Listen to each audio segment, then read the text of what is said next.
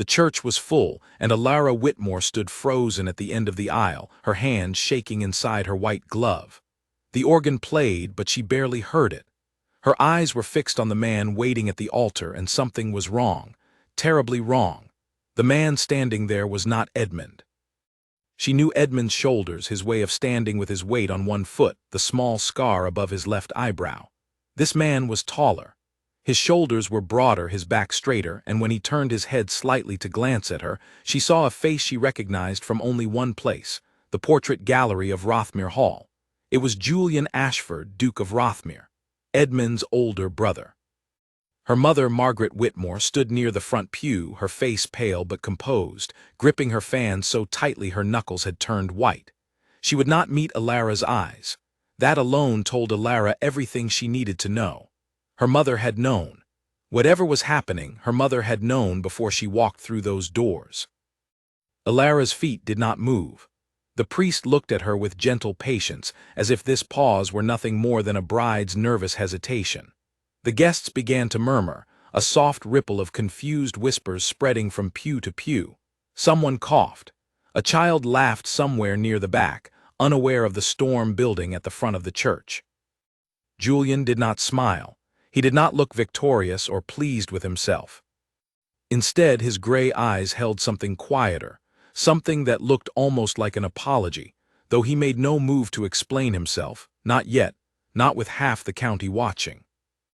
Alara thought of the last 3 months, of the letters. She thought of the words that had made her fall in love with a man she had never met in person, words she believed had come from Edmund's pen. Words about the sea near Rothmere, about how he did not care for parties but loved quiet mornings with a cup of tea and a book. Words about wanting a wife who would challenge him, not simply agree with everything he said. She had read those letters until the ink smudged from her fingers, touching the page too many times. She had fallen for the man who wrote them. Now that man stood in front of her, and it was not Edmund at all.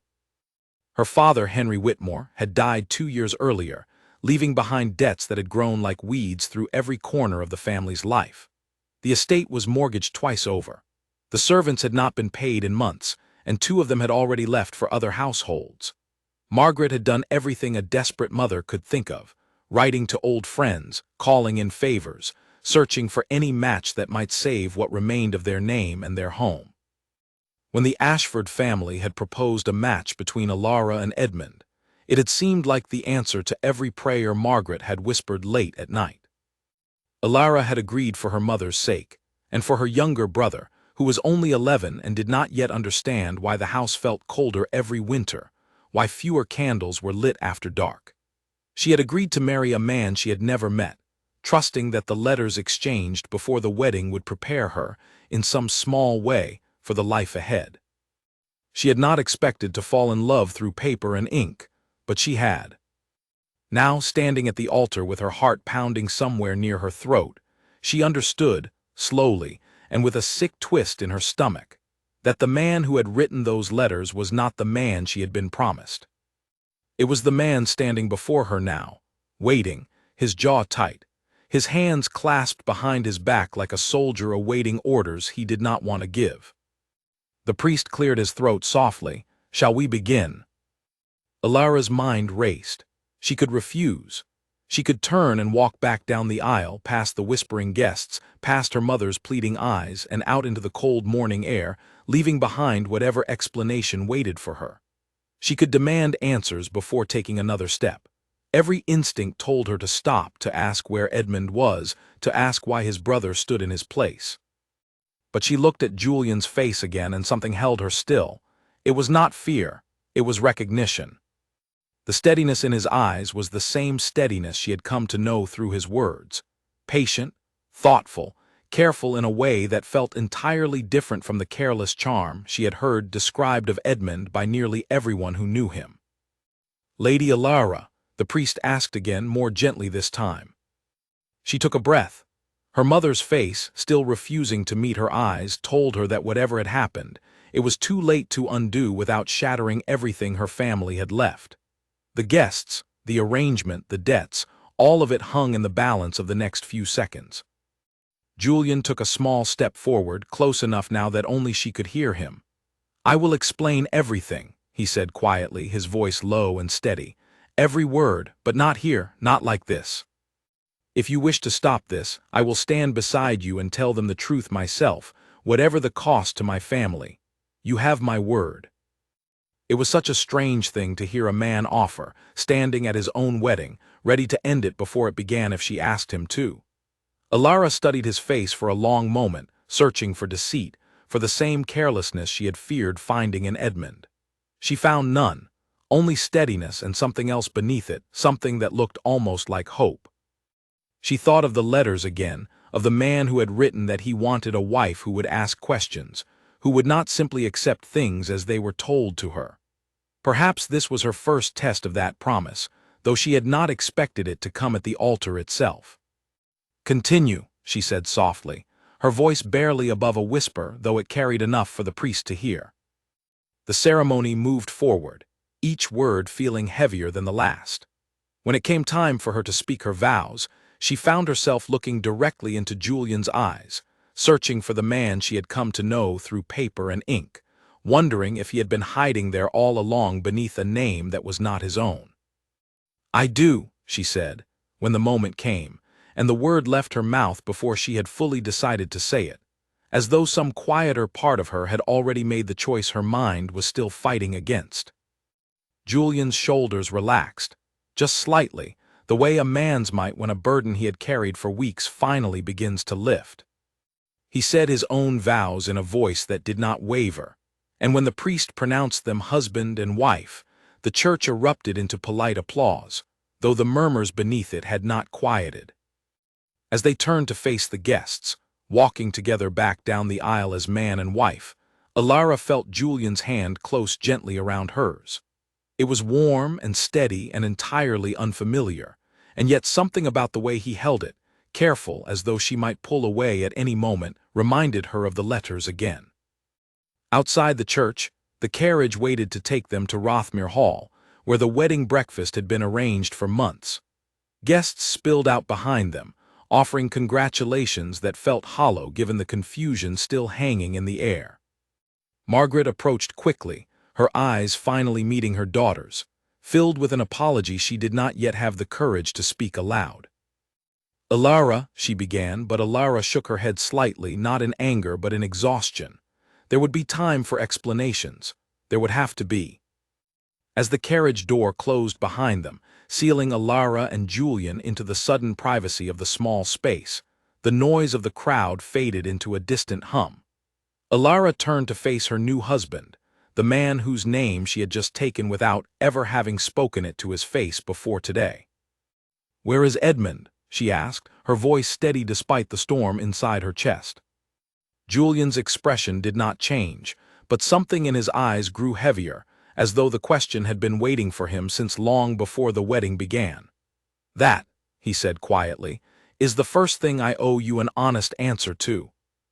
The carriage began to move, the wheels turning slowly over the gravel path leading away from the church, carrying them both toward a marriage neither of them had fully chosen, and a truth that was about to change everything Alara believed about the man she had married. She folded her hands in her lap, steadying herself, and waited for him to speak. Whatever answer came next would decide far more than the fate of one wedding day. It would decide whether the life ahead of her was built on honesty, or on another layer of the same deception that had brought her to this altar in the first place. Julian took a slow breath, glancing once toward the window before turning back to her. 3 days ago," he said, "my brother left Rothmere in the middle of the night, and he has not been seen since." The words settled over the small space of the carriage like a stone dropped into still water, spreading outward until every corner of Alara's understanding rippled with new questions. She had married a stranger to save her family from ruin, only to discover that the stranger she had married was not the one she had agreed to, and the one she had agreed to had vanished into the dark without a word to anyone, leaving his brother to carry the weight of a promise that was never his to keep. Alara looked at Julian, this man who now shared her name, her future, and apparently an enormous secret that had only just begun to unfold. "Then tell me everything," she said quietly. "From the beginning. I think I have earned that much." Julian met her gaze, and for the first time since she had seen him standing at the altar, something like relief passed briefly across his face, as though he had been waiting for someone to finally ask. "You have earned far more than that," he said. "But I will start where it began." The carriage rolled on toward Rothmere Hall, carrying two people bound together by vows spoken under false pretenses, and a truth neither of them could yet fully see the shape of, though both understood that nothing about their lives would ever be simple again. Rothmere Hall rose out of the morning mist like something from an old painting, its gray stone walls catching the pale light as the carriage rolled up the long drive. Alara had seen it once before, from a distance, on the day her mother had first shown her the letter proposing the match. She had imagined walking through its doors as Edmund's wife, greeted by servants who already knew her name, settling into a life that had been described to her in careful, warm sentences.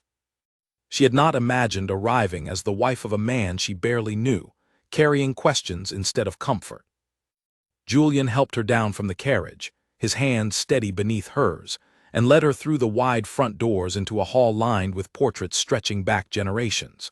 Servants lined the entryway, bowing and curtsying as they passed, their faces carefully neutral, though Alara caught more than one curious glance directed her way. News of the switched groom had clearly reached the household before they had. An older woman with silver hair pulled into a tight bun stepped forward and offered a small, respectful curtsy. "Welcome home, Your Grace," she said to Alara, though her eyes flicked briefly toward Julian, as though seeking confirmation that this was, in fact, correct.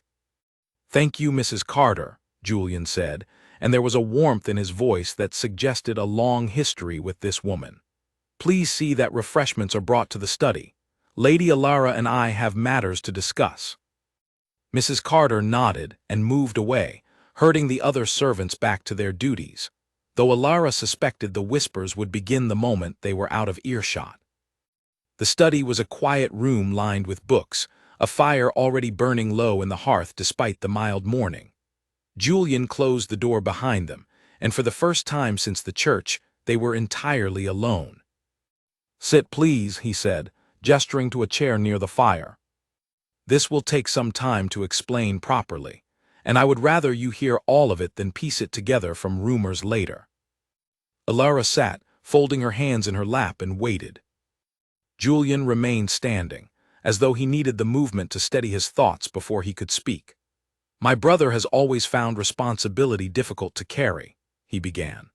"Our father indulged him terribly as a boy, and by the time Edmund was old enough to understand the weight of our family's name, he had already learned that consequences could often be avoided if one simply charmed his way past them." He walked slowly toward the window, looking out over the gardens below. "When the arrangement between our families was first proposed, Edmund agreed readily enough. I believe he liked the idea of a wife who came with a respectable name and a family eager for the match. But agreeing to marry and preparing to actually become a husband are two very different things, and Edmund has never been skilled at the second." "The letters," Alara said quietly, "you wrote them." Julian turned back to face her, and for a moment he looked almost embarrassed, an expression that seemed unfamiliar on a man who carried himself with such quiet authority.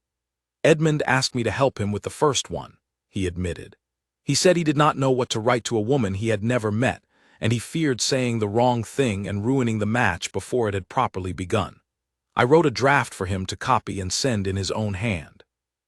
"But he did not copy it," Alara guessed.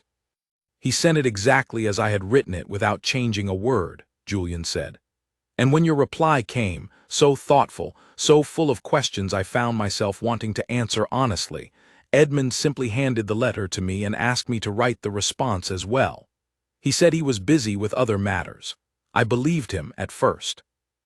Alara felt something twist in her chest, a strange mixture of betrayal and understanding. "So every letter I received," she said slowly, "every word I read and believed came from my future husband, actually came from you." "Yes," Julian said simply, offering no excuse, no attempt to soften the admission.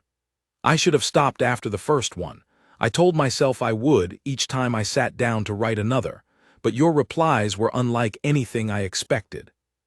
You asked about the estate's tenant farms, about whether the library had certain books I had loved as a boy, about whether Edmund believed a marriage could be built on friendship as much as duty. I found myself wanting to know you better, and the easiest way to do that, the only way available to me, was through those letters. A knock came at the door, and Mrs. Carter entered with a tray of tea, setting it on the small table between them before quietly withdrawing again. Alara did not touch the cup poured for her, her mind too occupied with the unraveling truth in front of her. "Where is he now?" she asked. "Where is Edmund actually?" Julian's jaw tightened. 3 nights ago, I discovered that Edmund had accumulated significant debts through card games in the city, far more than our family accounts could easily absorb without notice.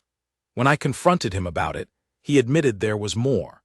He had also become entangled with a woman, a married woman, whose husband had recently learned of the arrangement and was not inclined toward forgiveness. Alara's eyes widened slightly, though she said nothing, waiting for him to continue.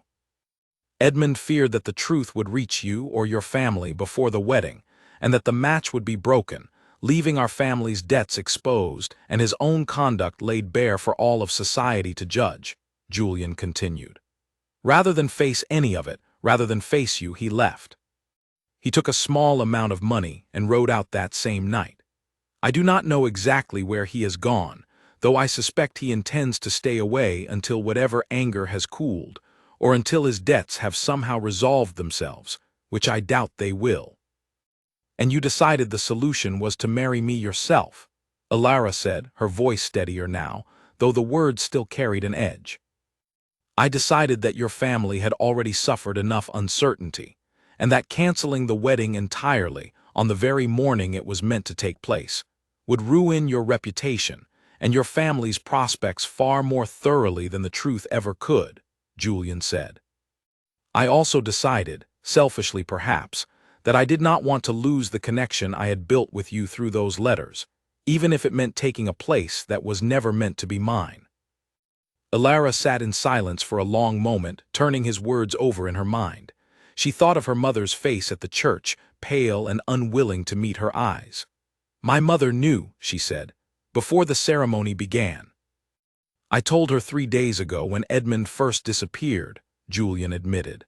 "I gave her the choice of calling off the wedding entirely, with whatever explanation she wished to offer, or allowing me to take his place. I did not tell her what to decide. She chose the latter, though I believe she did so more out of fear for your family's finances than out of any confidence in me as a husband." "She should have told me," Alara said, and for the first time since the church, her voice carried real anger.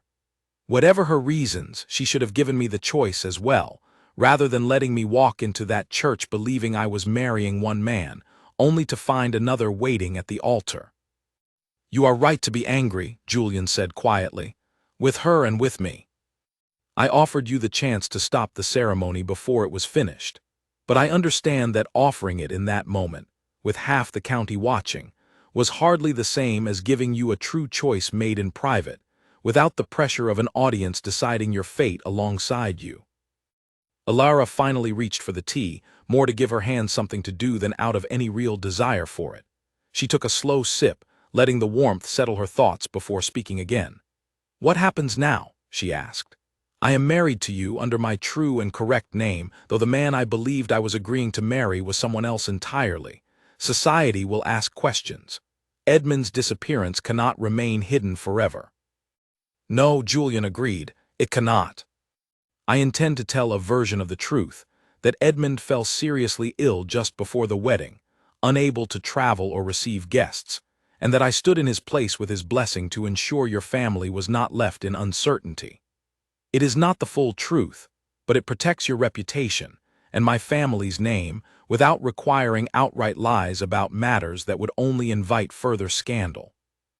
"And when he returns," Alara asked, "if he returns?" Julian's expression grew more serious. "That is a question I do not yet have an answer for, but I promise you this. Whatever happens, I will not deceive you again.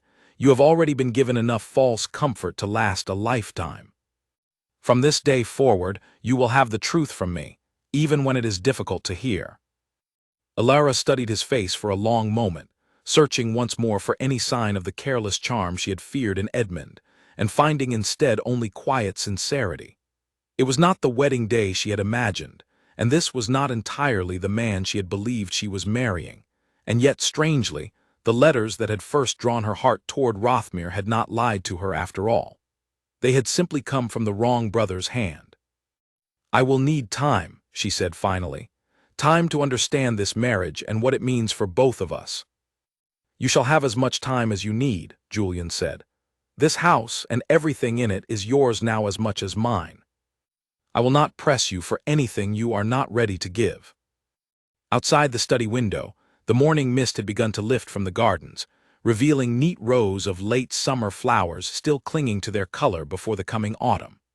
Alara watched them for a moment, thinking of the letters folded away in her trunk upstairs, words she had read so many times the paper had softened at the creases, words written by the very man now standing before her, offering honesty in place of the deception that had brought them together.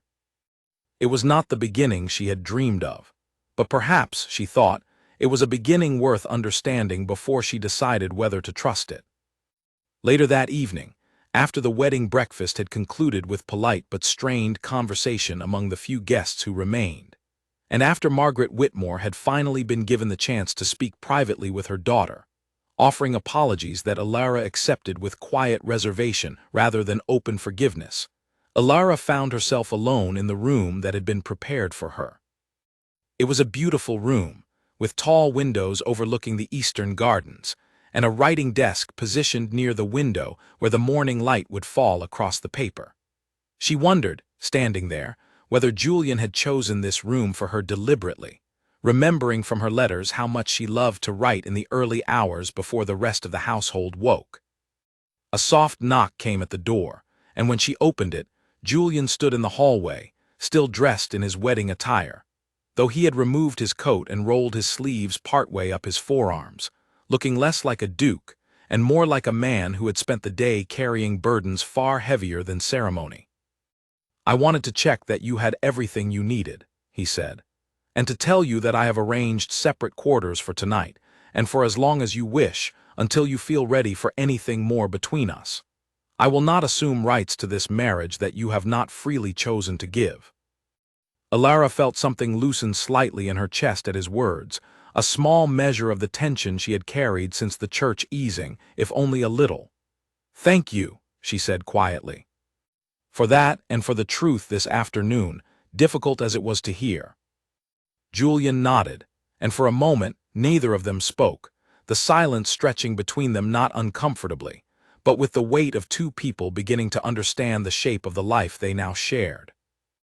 "Good night, Alara," he said finally, using her given name for the first time since the ceremony. "Good night, Julian," she replied, and as she closed the door behind him, she found herself thinking, despite everything, that perhaps this strange and complicated beginning might yet grow into something real. Within a week, the story of the switched groom had traveled far beyond the walls of Rothmere Hall. It moved through drawing rooms and dinner parties, through letters exchanged between ladies eager to be the first to share the latest gossip, until it seemed as though every household in the county had formed some opinion about the Duke who had married his brother's bride. Alara first noticed the change during a visit to the village with Mrs. Carter, who insisted the new mistress of Rothmere ought to be seen among the tenants and shopkeepers before rumors painted a picture of her that had nothing to do with truth. The shopkeeper's wife, a woman Alara had never met before, offered a curtsy so deep it bordered on mockery, her eyes bright with curiosity rather than respect. "Your Grace," the woman said, drawing out the title as though testing its shape in her mouth. "We are ever so pleased to see you settled at last. Such an unusual beginning to a marriage, though I am sure everything happened exactly as it should." Alara offered a polite smile in return, though she recognized the barbed edge beneath the woman's pleasant tone. "Thank you," she said simply, refusing to offer any further explanation, and Mrs. Carter guided her firmly toward the next shop before the conversation could continue. It was not the last such encounter. Everywhere she went, Alara felt eyes following her, heard whispers that fell silent the moment she drew near, only to resume the instant she passed. The story Julian had given, that Edmund had fallen gravely ill just before the wedding, satisfied few. Too many people had seen Edmund himself only days before, healthy and laughing at a card table in the city, and word of his absence from any sickbed had already begun to spread alongside the official explanation. Lord Gerald Pierce was among the first to call at Rothmere Hall following the wedding, arriving with an expression of concern so carefully arranged that Alara distrusted it immediately. He was a tall man with pale eyes and a smile that never quite reached them, an old acquaintance of the Ashford family who had, Alara later learned, once hoped to secure his own daughter's marriage into the family before Edmund's engagement to Alara had been announced. "Duke Ashford," Pierce said smoothly, settling into a chair in the drawing room as though he had been invited to stay far longer than the visit warranted. "What a surprising turn of events. I do hope Edmund recovers swiftly from whatever ailment kept him from his own wedding." "He is recovering well, thank you," Julian said evenly, though Alara, seated beside him, could feel the tension in his posture despite his calm voice. "And you, Your Grace," Pierce continued, turning his pale eyes toward Alara, "how do you find married life so far? It must be strange indeed to have written to one man and married another entirely." The room fell silent for a moment. Alara felt her cheeks warm, though she forced her voice to remain steady. "I find that the man I married has proven himself honest and considerate in every way that matters, Lord Pierce," she said. "I could not ask for more from a husband." Pierce's smile flickered, as though he had expected a different response, something closer to embarrassment or uncertainty that he might exploit. Instead, he found only quiet confidence, and something in his expression shifted, calculating rather than merely curious. "How fortunate," he said, rising to take his leave shortly after, though not before adding, almost as an afterthought, "I do hope Edmund returns to full health soon. It would be such a shame if his continued absence gave rise to further questions." After he had gone, Julian let out a slow breath, running a hand through his hair. "He has never liked our family," he admitted. "His daughter hoped to marry Edmund once, before the arrangement with your family was settled. I suspect he sees an opportunity in all of this, though I cannot yet guess what he intends to do with it." Alara considered this for a moment. "Do you think he suspects the truth about Edmund leaving?" "I think he suspects there is more to the story than illness," Julian said. "Whether he knows the full truth, I cannot say, but men like Pierce rarely need the complete truth to cause damage. A hint of scandal is often enough." Over the following weeks, Alara found herself drawn increasingly into the daily rhythms of life at Rothmere Hall, learning the names of the tenant families, walking the gardens each morning before breakfast, and slowly, carefully, coming to know the man she had married. Julian was nothing like the picture painted of Edmund by those who had known him. Where Edmund was said to charm a room within minutes, Julian preferred quieter conversations, listening more than he spoke, though when he did speak, his words carried a weight that made her lean in to hear them. They took to walking together in the evenings, after the day's business had concluded, along the path that wound through the eastern gardens toward a small stone bridge overlooking the stream that fed the estate's ornamental pond. It was during one such walk, nearly a month after the wedding, that Alara finally asked the question that had lingered in her mind since that first evening. "Did you ever intend to marry, before Edmund's engagement forced your hand into this?" she asked, watching the water move beneath the bridge. Julian was quiet for a moment before answering. "I had resigned myself to duty over desire," he admitted. "As the eldest, my responsibilities to the estate and the tenants have always come before my own wishes.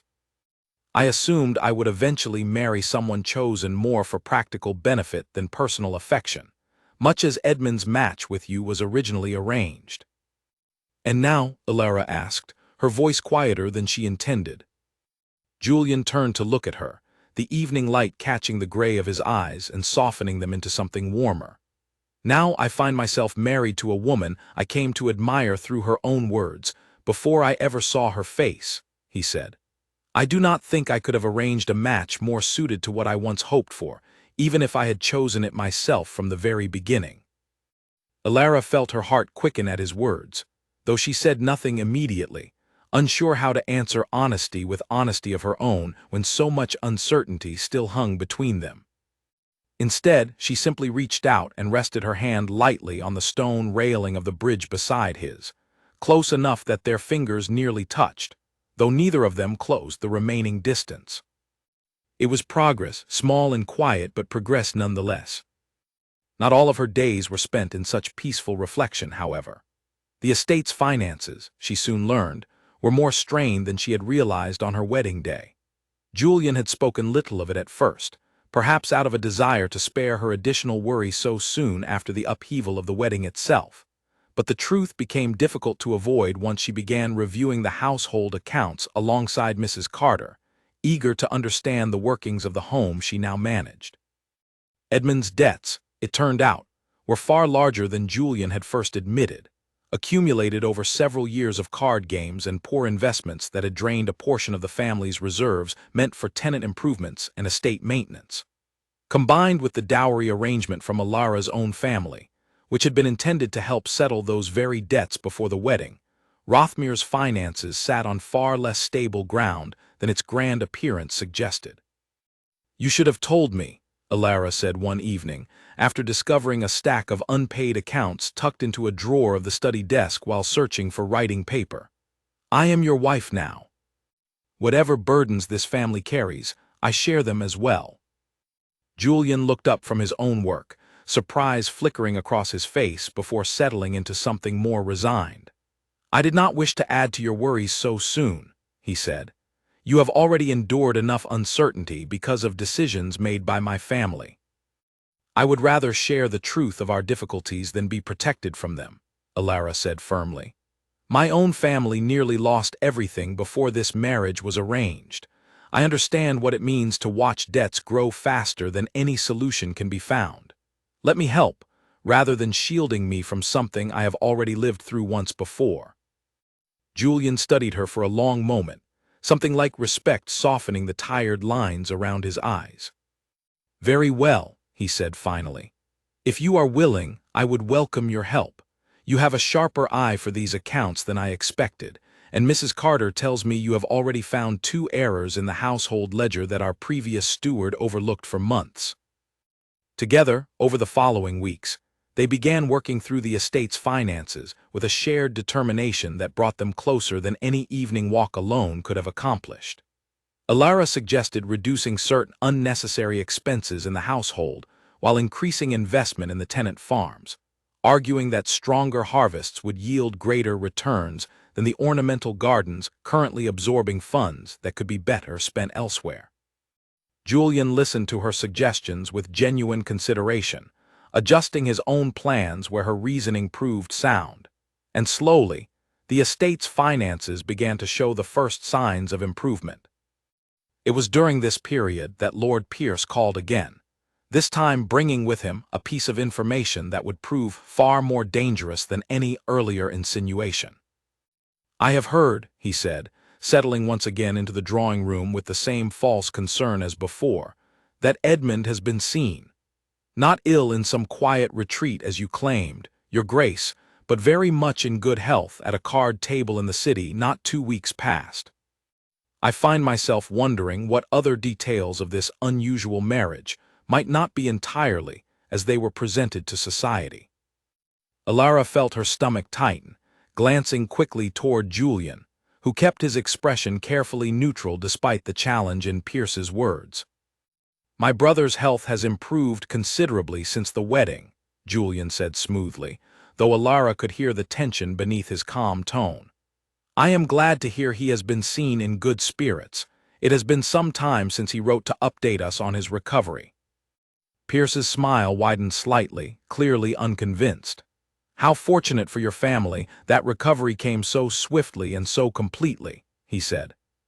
"I do wonder, though, why a fully recovered brother has not yet returned home to see his family, or to meet the woman his own brother married in his place."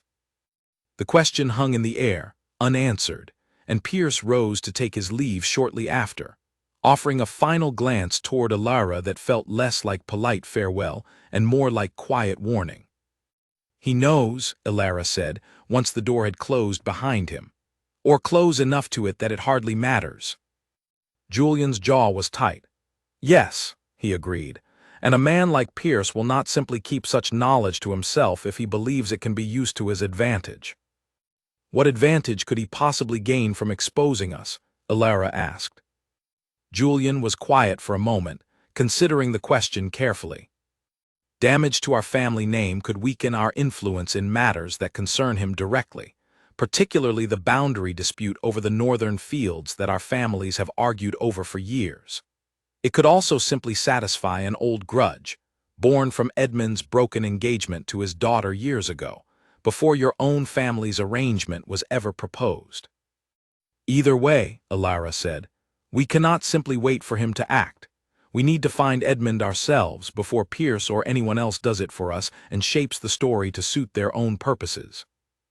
Julian looked at her for a long moment, something shifting in his expression, a recognition, perhaps, that the woman standing before him had become far more than a bride he had married out of necessity. She had become a partner, willing to face whatever difficulties their marriage brought, rather than retreating from them. "I will send word to a few contacts in the city," he said finally. "If Edmund has been seen there, someone will know where he has been staying and why he has chosen to remain hidden this long." As the days passed and the search for Edmund quietly began, Alara found herself increasingly aware of how much her feelings toward Julian had grown since that confused morning at the altar. What had begun as a marriage built on deception and desperate necessity had slowly, carefully, become something she found herself genuinely valuing, a partnership built on honesty, on shared burdens willingly carried together, and on a quiet, steady affection that had grown stronger with each passing week. But with Pierce circling like a hawk waiting for the right moment to strike, and Edmund's whereabouts still unknown, Alara understood that the peace they had built together remained fragile, vulnerable to whatever truth still waited to surface from the shadows of the past few months. The evening after Pierce's second visit, Alara found Julian alone in the study, staring at a letter he had just finished writing, his expression troubled in a way she had not seen since their wedding day. "What is it?" she asked, moving to stand beside him. "A response, finally, from one of my contacts in the city," he said quietly. "Edmund has been staying at a residence near the eastern docks under a false name, but that is not the concerning part." "What is?" Alara asked, her heart beginning to quicken. Julian looked up at her, his gray eyes heavy with concern. "He is not alone there, and the woman staying with him is not simply an acquaintance from a card table. She is the wife of a man with considerable influence in the city, a man who has recently discovered the affair and is not inclined toward quiet forgiveness. If this becomes public knowledge, it will not remain a private family matter for long. It will become a scandal that reaches far beyond Rothmir's walls, and it may drag your family's name into the wreckage alongside ours." Alara sat down slowly across from him, the full weight of the situation settling over her. Whatever peace they had found together in the past weeks now stood on the edge of a much larger storm, one that neither of them had fully anticipated, and one that would test everything they had begun to build between them. The letter from Julian's contact in the city sat on the study desk for 2 days before either of them spoke of it again.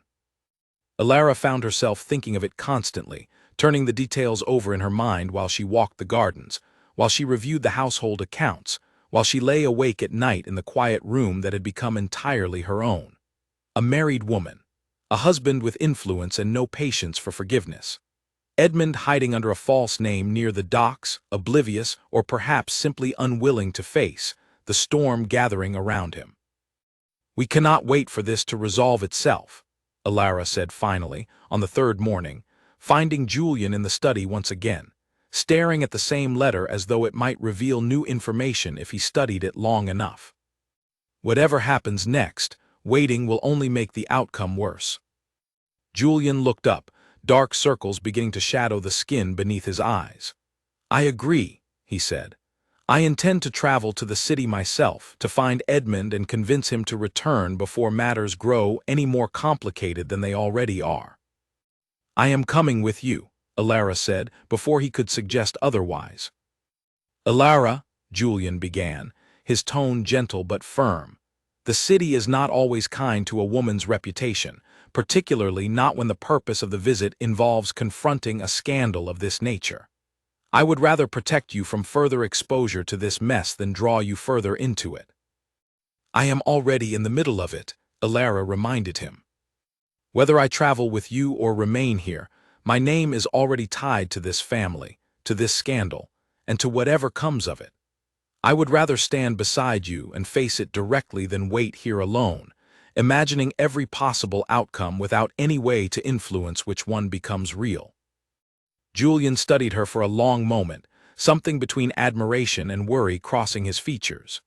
You are a remarkably stubborn woman, he said finally, though the corner of his mouth lifted slightly, softening the words into something closer to fondness than complaint. I have been told that before, Alara replied, allowing herself a small smile in return. They departed for the city 2 days later, traveling with only a small party to avoid drawing further attention to their journey. The city itself felt overwhelming after months at the quieter pace of Rothmere Hall, its streets crowded with carriages and vendors calling out their wares, the air thick with smoke from countless chimneys despite the mild autumn weather.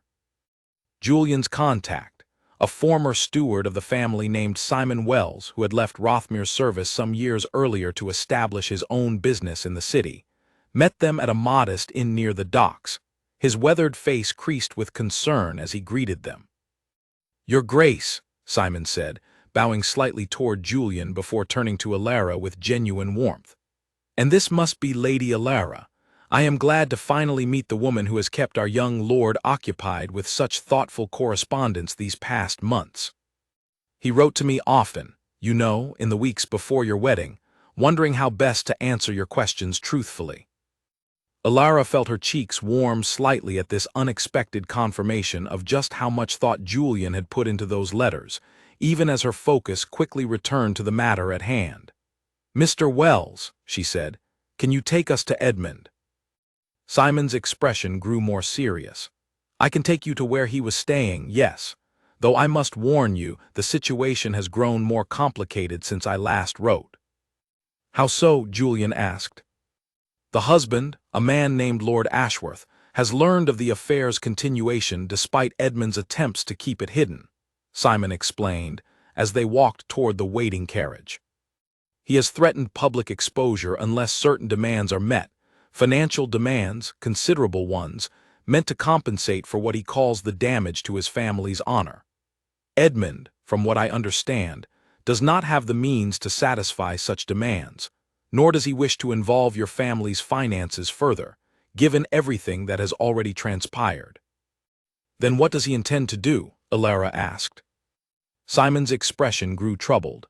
I fear he intends to run further, rather than face the consequences directly.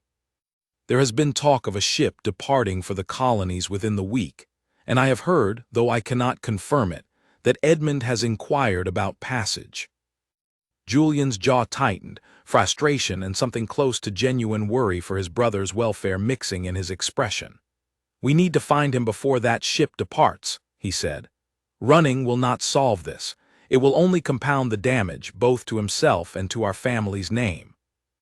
They found Edmund that evening, in a small rented room above a tavern near the docks, looking far less like the charming, carefree man Alara had heard described by those who knew him and far more like someone worn thin by weeks of hiding and mounting fear.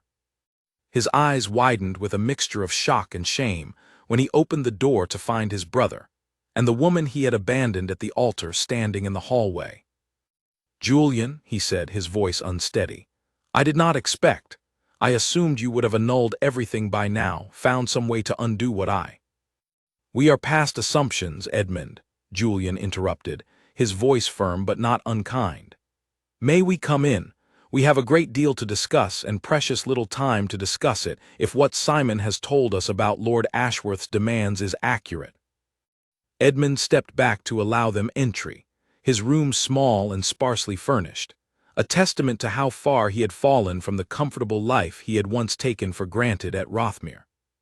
He glanced nervously toward Alara, guilt evident in every line of his face. "I owe you an apology," he said quietly, addressing her directly for the first time. "A far greater one than I have any right to expect you to accept. I left you standing at that altar without warning, without any consideration for what it would mean for you, for your family. It was cowardly, and I have thought of little else since that night." Alara studied him for a long moment, searching for the man whose letters she had once believed she was falling in love with, and finding instead a stranger entirely, someone whose charm, she now realized, had always been surface deep, lacking the substance that had drawn her to his brother's words instead. "I accept that you regret it," she said carefully. "Whether that regret changes anything meaningful remains to be seen. But we are not here simply to discuss the past, Edmund. We are here because your present situation threatens to become considerably worse if it is not addressed immediately." Edmund sank into the room's single chair, running a hand through hair that had grown longer and more unkempt than Alara imagined it had ever been at Rothmere. "There is nothing to be done," he said. "Ashworth wants money I do not have, and even if our family's accounts could bear the cost, I refuse to drag Rothmere further into debt because of my own poor choices. Leaving seems the only option remaining to me." "Running away has never solved anything you have faced," Julian said, his tone growing sharper now. "It did not solve the debts from your card games. It did not solve whatever drew you toward Lord Ashworth's wife in the first place. And it will not solve this. If you leave now, under a cloud of scandal and unpaid demands, you condemn yourself to a life spent looking over your shoulder, wondering when the past will finally catch up with you." "Then what would you have me do?" Edmund asked, frustration and desperation mixing in his voice. "Face Ashworth directly. He has already made it clear what will happen if his demands are not met." "We will face him together," Julian said. "Not with money we do not have to spare, but with honesty, and with whatever leverage our family's remaining influence can provide. Lord Ashworth has his own reputation to protect. A public scandal involving his wife's affair would damage his standing as much as ours, perhaps more, given his position within certain political circles. He may be more willing to negotiate quietly than his initial demands suggest, if approached correctly." Alara watched this exchange with growing understanding of the man she had married, his calm strategic mind working through the crisis with a steadiness that felt entirely different from Edmund's panicked desire to simply flee from whatever difficulty presented itself. Where Edmund saw only an impossible situation, Julian saw a problem to be carefully solved, piece by piece, without sacrificing either his family's remaining honor or his brother's future entirely. "I will speak with Lord Ashworth myself tomorrow," Julian decided. "Alara and I will call upon him directly, appealing to his own sense of reputation rather than simply meeting his financial demands.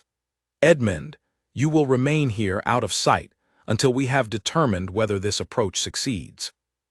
"You would do that for me?" Edmund asked, genuine surprise evident in his voice. "After everything I have cost you, everything I have cost her." "You are still my brother," Julian said simply. "Whatever mistakes you have made, abandoning you to face the consequences alone would not undo the damage already done. It would only add to it." That night in the small inn where they had taken rooms for their stay in the city, Alara found herself unable to sleep, her mind turning over the day's events, the tangled web of debts and scandal and desperate choices that had brought them all to this moment.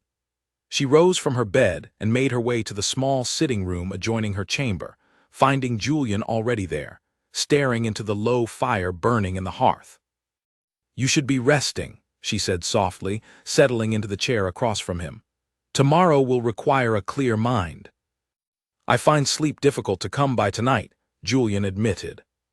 "There is a great deal resting on tomorrow's conversation with Lord Ashworth, and I confess I am not entirely certain my approach will succeed." Alara studied his face in the firelight, noting the exhaustion evident beneath his composed exterior, the weight of responsibility he had carried alone for so long, first for the estate, then for his brother's mistakes, and now for the safety of the marriage he had chosen to protect even at great personal cost. "Whatever happens tomorrow," she said quietly, "you have already done more to protect this family and to protect me than anyone had any right to expect from you. Whatever the outcome, that will not change." Julian looked at her, something soft and grateful passing across his features. "Thank you," he said, "for coming with me despite my reservations, for trusting me enough to face this together rather than remaining safely distant from it." "I chose this marriage the moment I said those vows at the altar," Alara said. "Whatever confusion surrounded how we arrived there, I do not regret the choice itself. Not anymore." The words hung between them, quiet and honest, carrying a weight neither of them had spoken aloud before. Julian reached across the small space separating their chairs and took her hand gently in his own, the same steady warmth she remembered from their wedding day settling over her once more. "Nor do I," he said softly. "Whatever difficulties lie ahead, I find myself grateful, more than I expected to be, that circumstances brought us together, even through such an imperfect beginning." They sat together in comfortable silence for a long while after that, watching the fire slowly burn down to embers, the uncertain future waiting beyond tomorrow's conversation with Lord Ashworth pressing close around them, yet somehow feeling less daunting for the quiet companionship they had found in facing it together. Lord Ashworth received them the following afternoon in a townhouse far grander than Alara had expected, its rooms filled with fine furnishings that spoke of a man deeply concerned with appearances.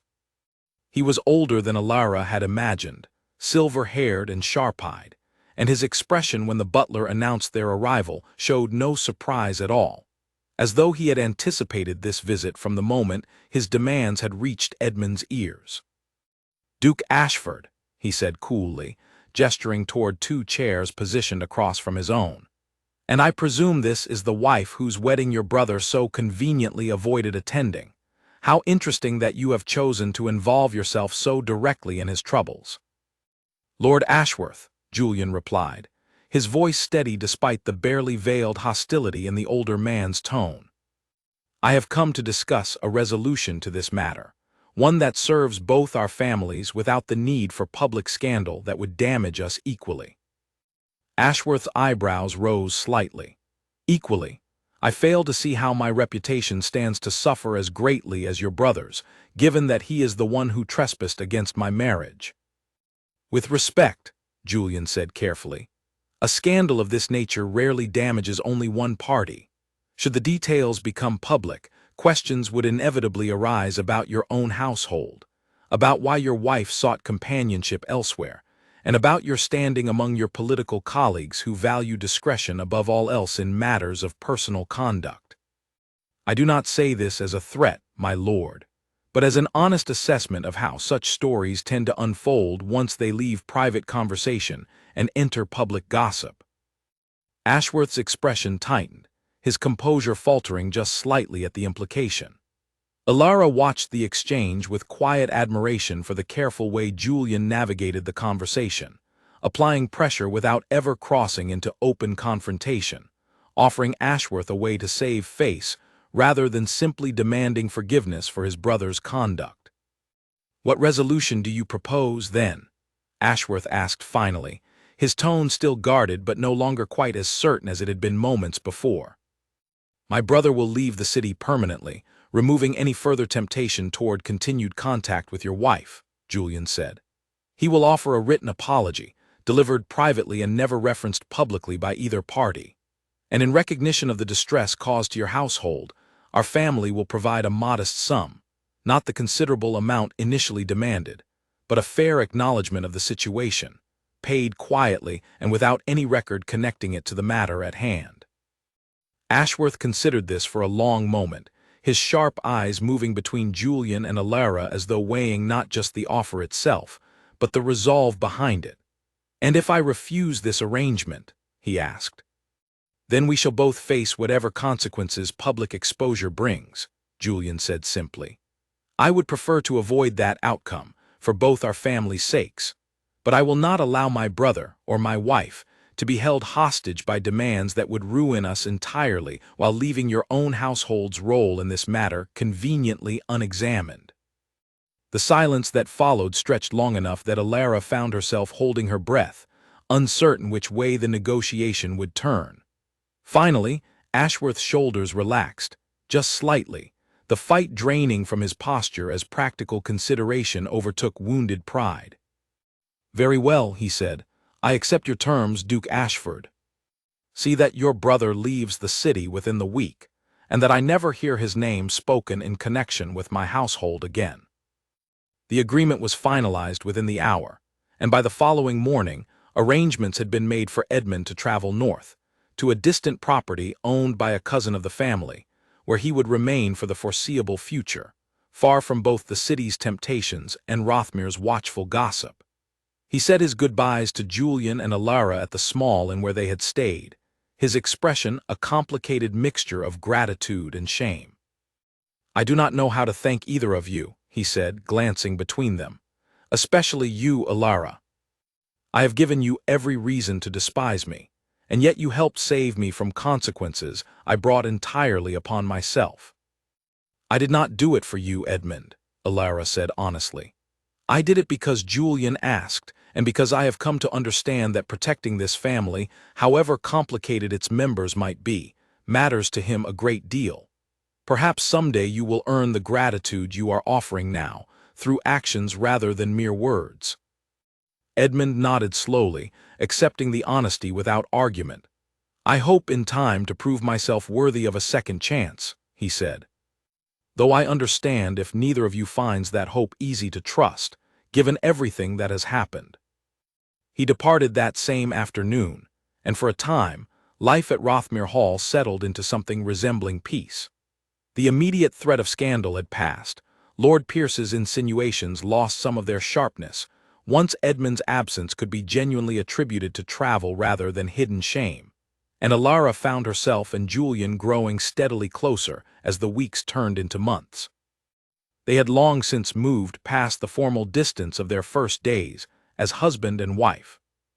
Julian had, at Alara's own invitation, moved from his separate quarters, and their evenings together had become the quiet centerpiece of each day, filled with conversation that ranged from estate matters to childhood memories to hopes neither of them had dared voice aloud before finding safety in the other's company. It was on a crisp morning in early winter, nearly 5 months after their wedding, that a letter arrived at Rothmere Hall bearing Edmund's familiar handwriting, though its contents brought an unexpected end to the peace they had come to enjoy. Julian read the letter twice before setting it down on the breakfast table, his expression troubled in a way Alara had not seen since their trip to the city months before. "What is it?" she asked, setting down her own cup of tea. "Edmund is returning to Rothmere," Julian said. "He writes that he has settled his debts, thanks to careful management of the small allowance our cousin provided, and that he wishes to return home, having, in his words, finally learned the value of responsibility." "That should be good news," Alara said carefully, though something in Julian's tone suggested he did not view it quite so simply. "It should be," Julian agreed, "and perhaps it is, but there is more." He hesitated, glancing at the letter once more before continuing. "He writes that he intends to formally acknowledge the wrong done to both of us and to re-establish himself as a proper member of this family. He also writes, quite directly, that he hopes we might discuss the matter of the marriage itself, given that it was, in his words, originally meant to be his." Alara felt something cold settle in her stomach at these words. "He wishes to discuss whether our marriage should stand," she asked, her voice sharper than she intended. "I do not fully know what he intends," Julian admitted. "The letter is vague on that point, perhaps deliberately so, but I would be lying if I said the implication did not concern me." They did not have long to wonder about Edmund's true intentions. He arrived at Rothmere Hall exactly 1 week later, looking considerably improved from the desperate man they had found hiding above a tavern in the city. His clothes were neat, his hair properly trimmed, and his manner carried a confidence that seemed genuinely earned rather than the false charm Alara remembered from descriptions of him before the wedding. "Julian," he said warmly, embracing his brother with genuine affection upon his arrival. "And Alara." He turned to her, offering a respectful bow rather than the familiar greeting he might once have assumed appropriate. "You look well. Marriage suits you, it seems, whatever its unusual beginning." "Thank you, Edmund," Alara said, watching him carefully, searching for any sign of the resentment or manipulation his letter had suggested might lie beneath his changed exterior. "You look well yourself. Time away appears to have done you good." "It has taught me a great deal," Edmund said, settling into a chair in the drawing room as Mrs. Carter arrived with refreshments. "About responsibility, about consequences, and about what truly matters in life. I have had a great deal of time to reflect on the choices that led me to abandon you both at such a difficult moment." They spoke of practical matters first, the estate's continued recovery, the tenant farms that had shown improved yields following the changes Alara had suggested, the northern boundary dispute with Lord Pierce that remained unresolved but had grown quieter in recent months. It was only after nearly an hour of such conversation that Edmund finally raised the matter that had clearly been weighing on his mind since his return. "I must ask something of both of you," he said carefully, his eyes moving between his brother and Alara. "And I ask it not out of any desire to disrupt the happiness you have found together, but out of a need for honesty between us, given everything that has passed." "Go on," Julian said, his posture growing more guarded.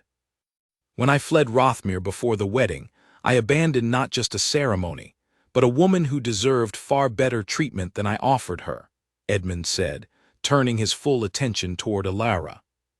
"I have spent these months reflecting on that failure, and I find myself wondering whether, had circumstances allowed, we might have built something meaningful together, had I possessed then the maturity I hope I have found now." Alara felt her chest tighten with a mixture of surprise and unease. "Edmund," she began carefully, "whatever might have been possible under different circumstances no longer matters. I am married to your brother now, and that marriage was chosen freely on my part long before your return." "I understand that," Edmund said quickly. "I do not ask you to abandon that commitment. I ask only that you consider, honestly, whether the marriage stands on true affection, or whether it was born entirely of necessity and circumstance, a arrangement neither of you would have chosen had I not created the situation that forced it into being." Julian's expression had grown increasingly tense throughout this exchange, and now he spoke, his voice carrying an edge Alara had rarely heard from him. "Edmund, I understand that your absence has given you time to reflect, but I will not have you questioning the foundation of a marriage that has become the most meaningful commitment of my life.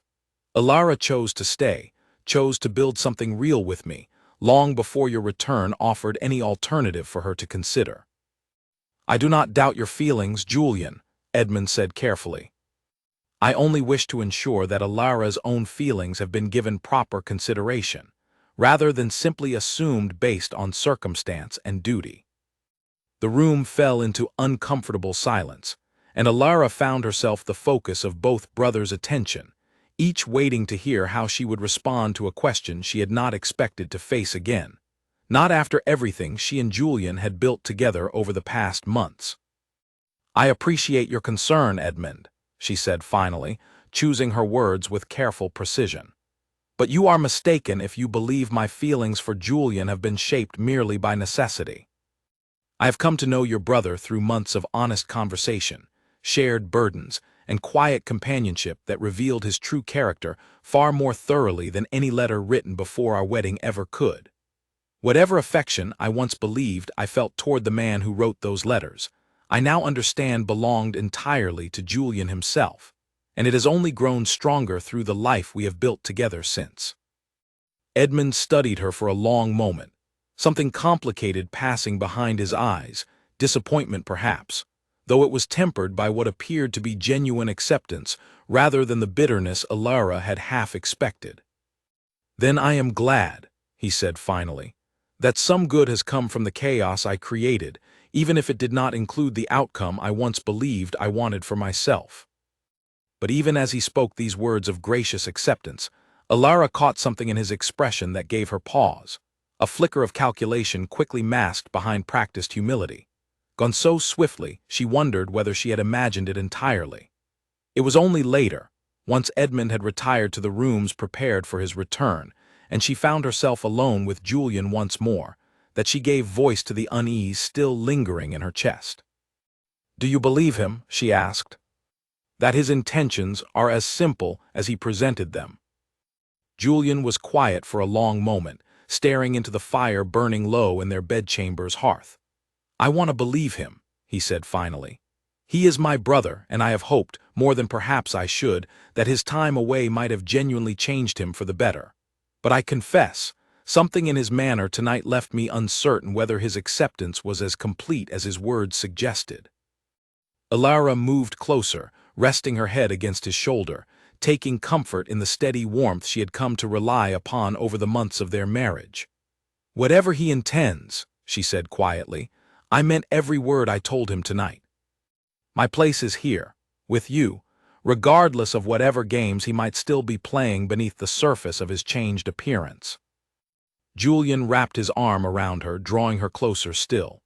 "Then whatever comes next," he said, "we will face it together, exactly as we have faced everything else since that morning at the altar."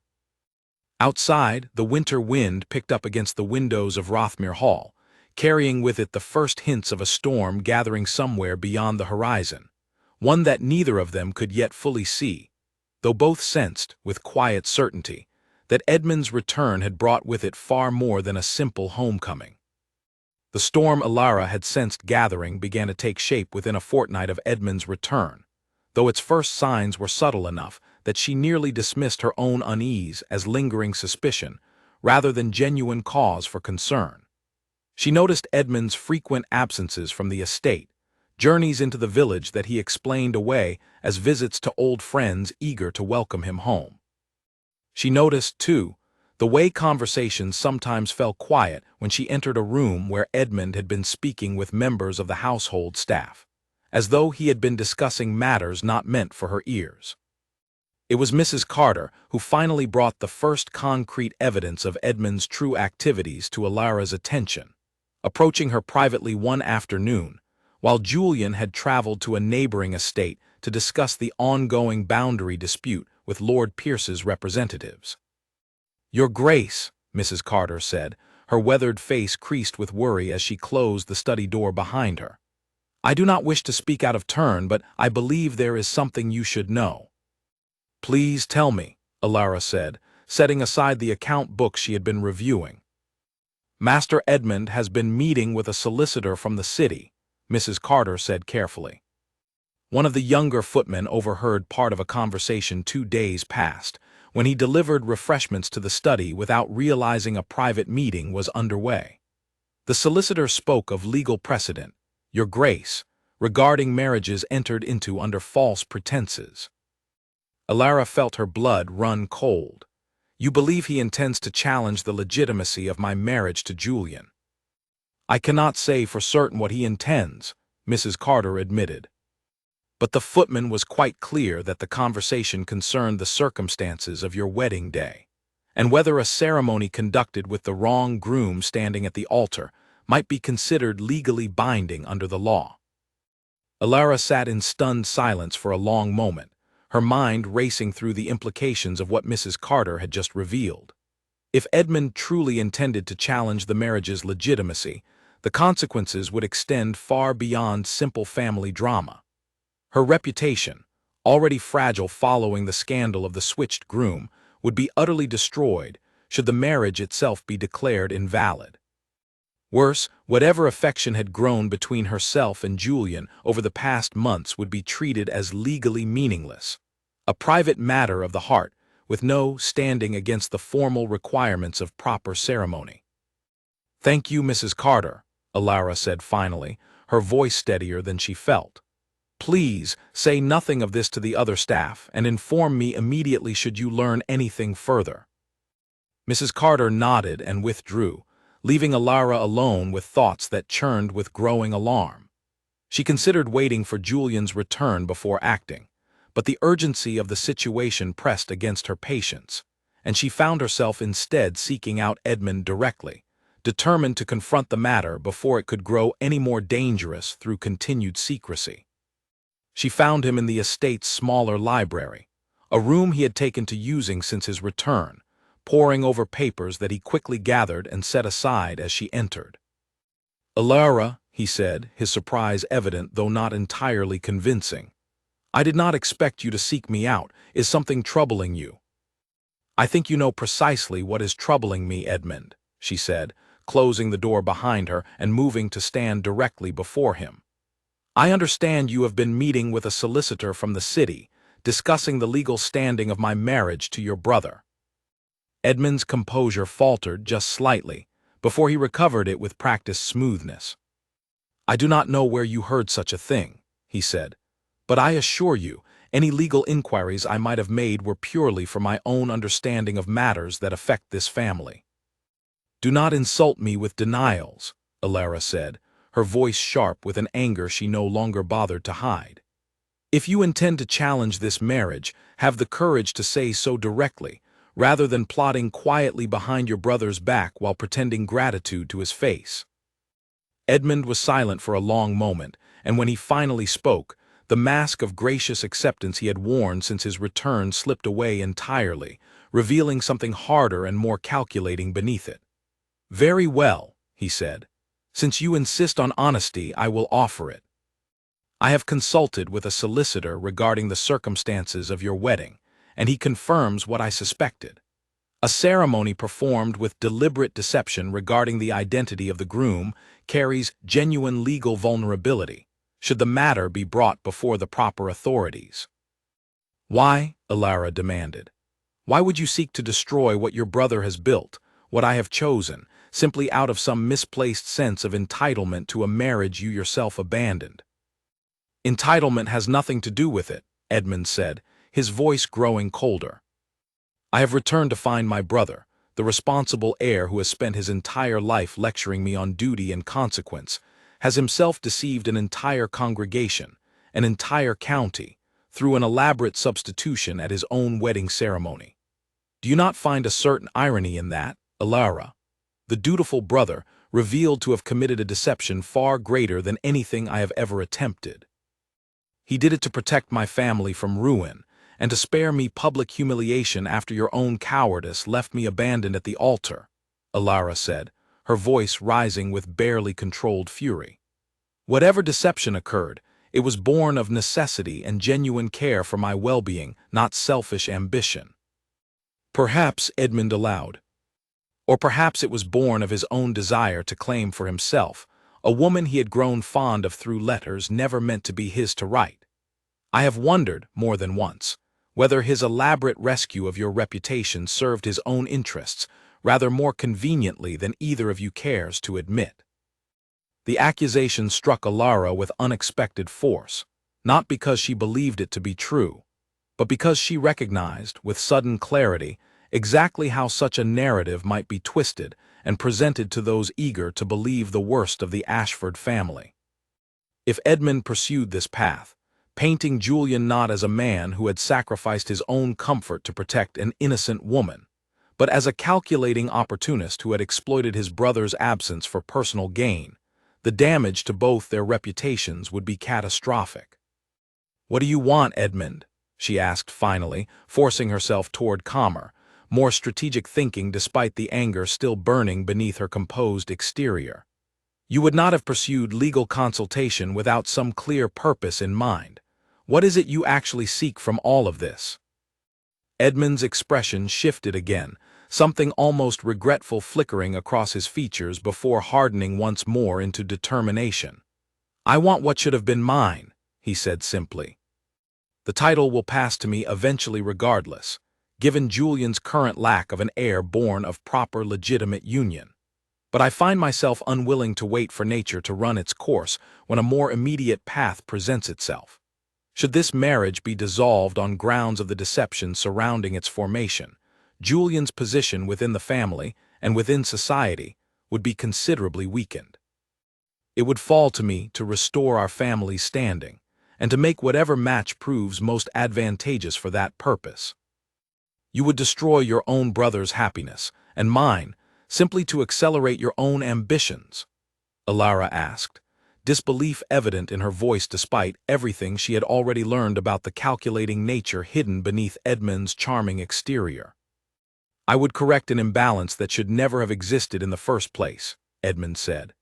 "Julian has always been given everything, the title, the responsibility, the respect of our family's tenants and peers, while I was left to find my own way, indulged as a child but dismissed as unserious the moment I reached adulthood. This is not destruction, Alara.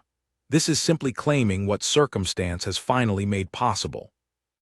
Alara stared at him, understanding now, with painful clarity, the true depth of resentment that had apparently simmered beneath Edmund's careless charm for years. Resentment that his months away had not softened, but rather sharpened into cold, calculated purpose.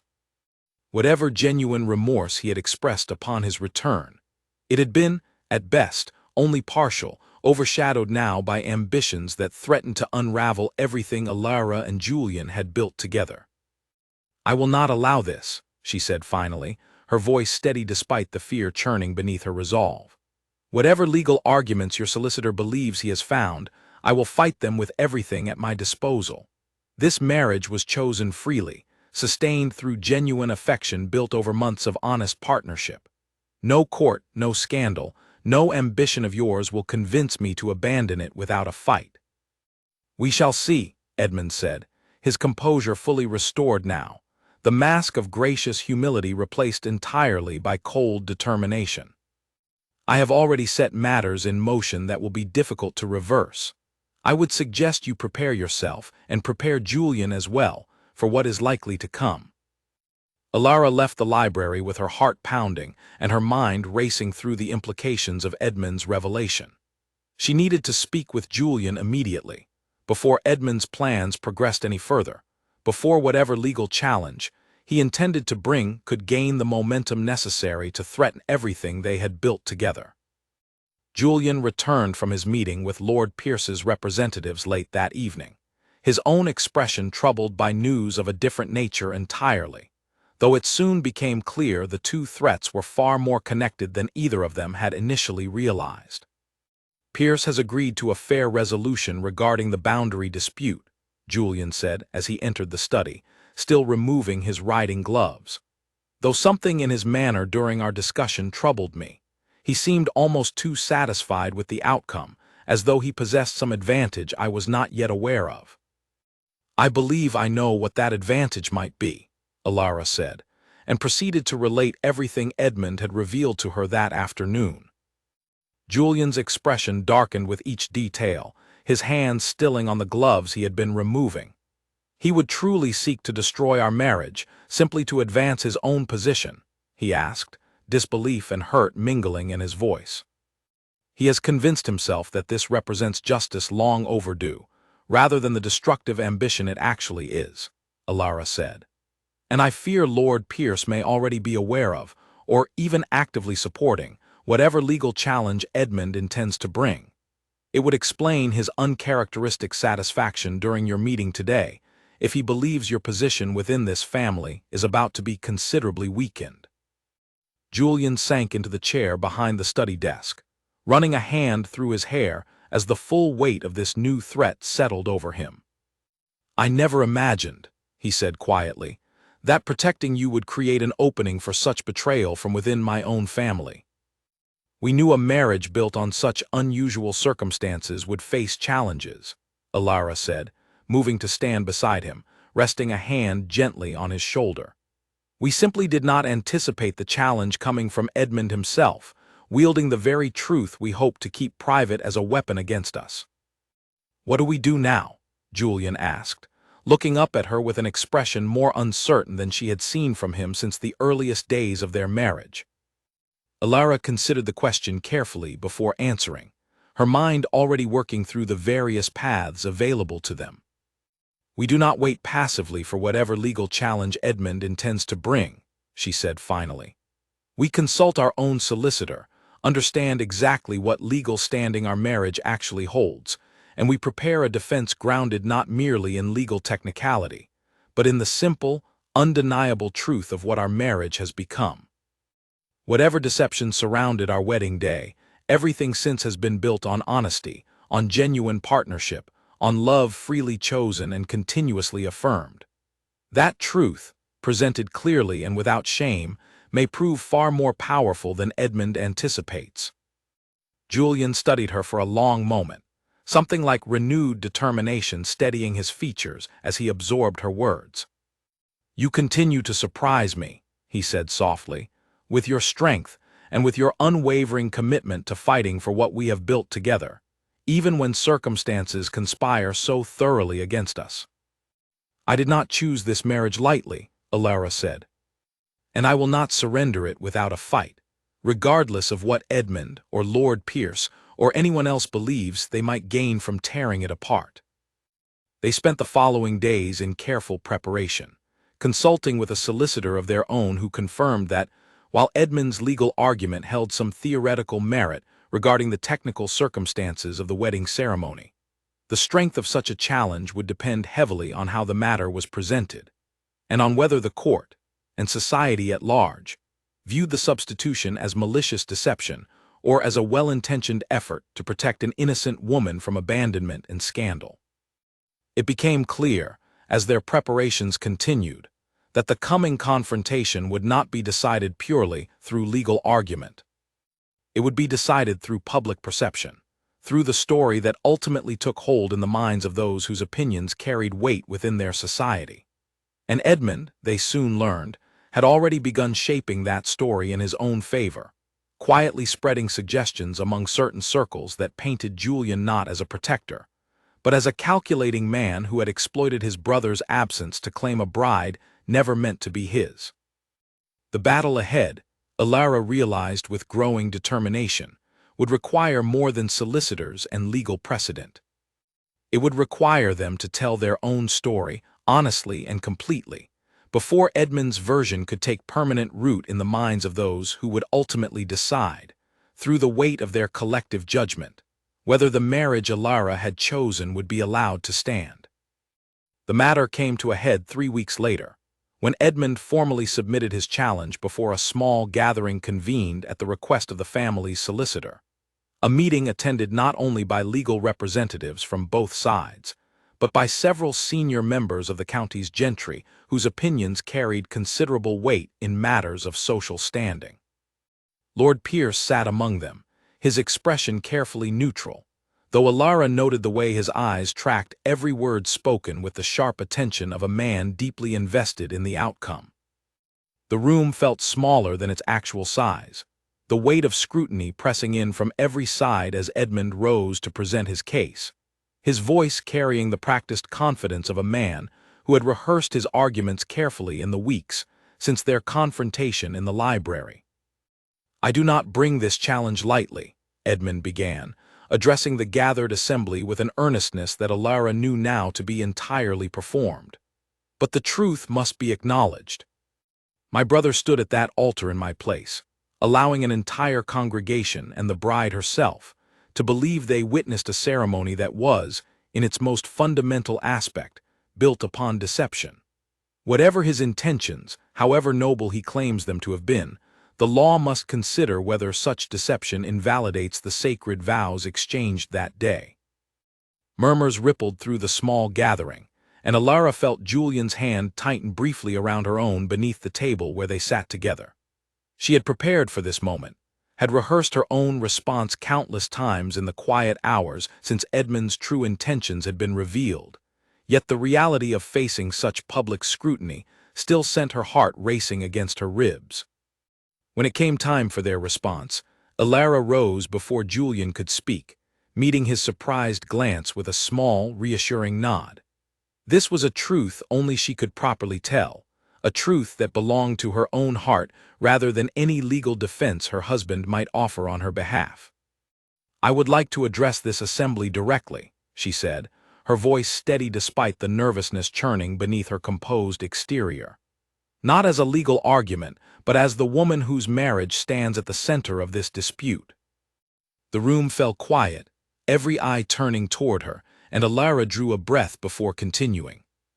On the morning of my wedding, I stood at that altar and discovered, in the final moments before my vows, that the man waiting for me was not the one I had been promised, she said. I will not pretend that moment did not shock me, or that I did not consider in those brief seconds turning away entirely. But I did not turn away, and I have spent every day since that morning grateful that I chose to stay. She turned slightly, addressing not just the solicitors and gentry gathered to judge the legal merits of Edmund's challenge, but Edmund himself, seated across the room with an expression that had begun to shift from confident to uncertain as she spoke. Julian did not deceive me out of ambition, or opportunity, or any desire to claim something that was never meant to be his, she continued.